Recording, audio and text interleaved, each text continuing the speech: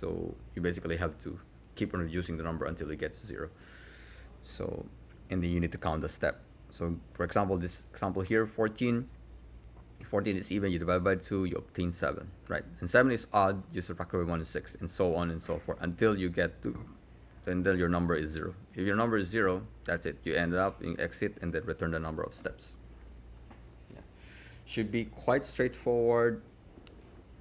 Same with example number 2.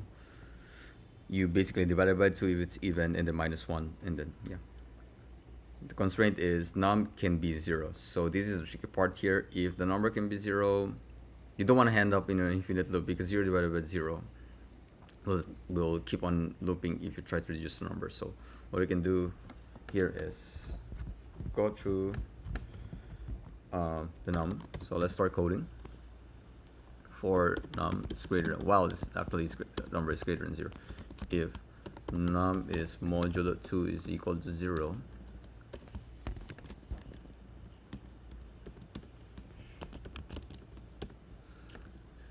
yeah, so we divide it by 2, right? Else we num minus 1, that's equal 1. And then we need to count the steps here. Steps, start steps with 0, and then we do steps plus equal 1. Okay, so this is the case where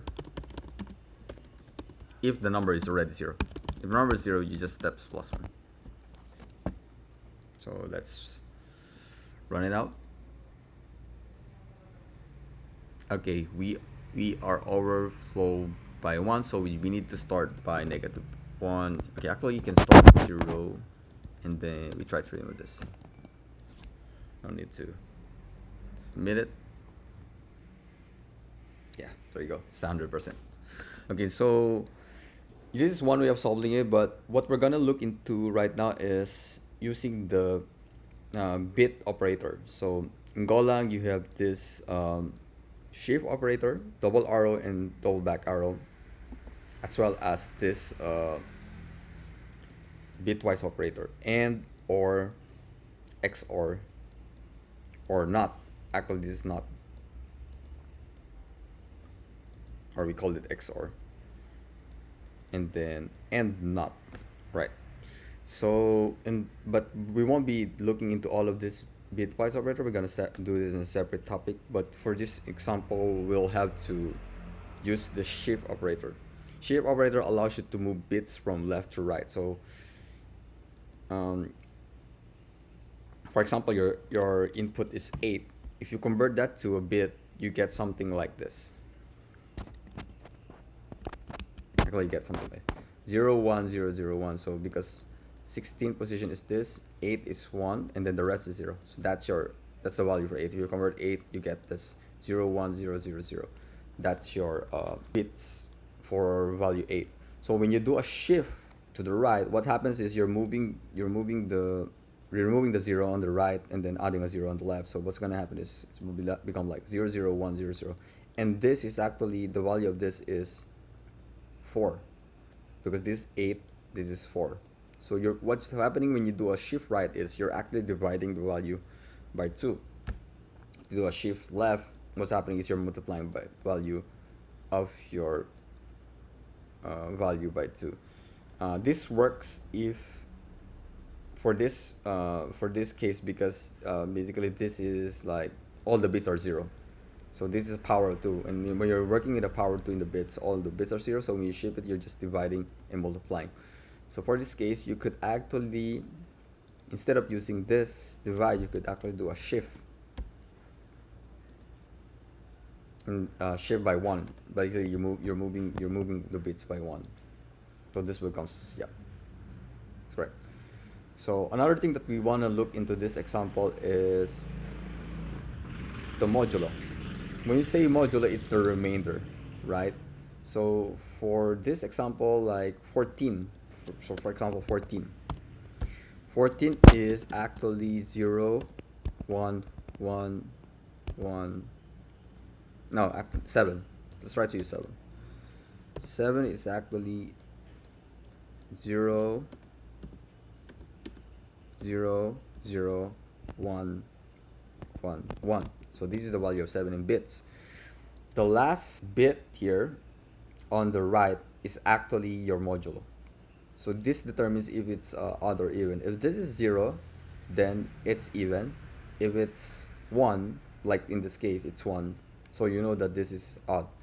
So how do you get this bit, the last bit? So this is where the AND operator comes in. The AND is actually a mask where it allows you to basically AND all the bits except the last one. So if for this example, you could mask it by putting a value like 0, 0, 0, 0, 1. Yeah. So when you do an AND, 0 and 0 means it will return 0 because it's an AND, right? The only time the AND becomes 1 if they are both 1. So in this case, you will get something like 0, 0, 0, 1 because only the last bit is actually 1. If this is 0, then you know this is gonna be 0. So what you need is bitwise mask, something like this. And in this case, this is 1, right? Because 0, 0, 1 is 1. Again, if you're not familiar with the conversion of the bits to I'll be creating a separate session on this, how to convert the numbers into bits. So but for now, for this example, we're just gonna go ahead, assuming that you're familiar with conversion of the integer to a bit. So yes, so this is your 7, and then you have to mask it with 1, and then you get the remainder, and the remainder will give you 1, right? Or 0 if it's even. So for this case, all you really need to do, the modulo is actually a bitwise mask with AND with 1, and if it's 0, you know that's even, right? So you could run the code. There you go, and then you submit it. So there's actually no time complexity difference between the two. So this should be on the same runtime, where time complexity is O log of n. Why it's log n? Log n is basically you're dividing the number by 2, so 2 steps at a time, right? So it gets exponentially smaller and smaller. And the time complexity is O of 1 because we didn't use any extra storage, just a variable here, which is 1 variable with steps.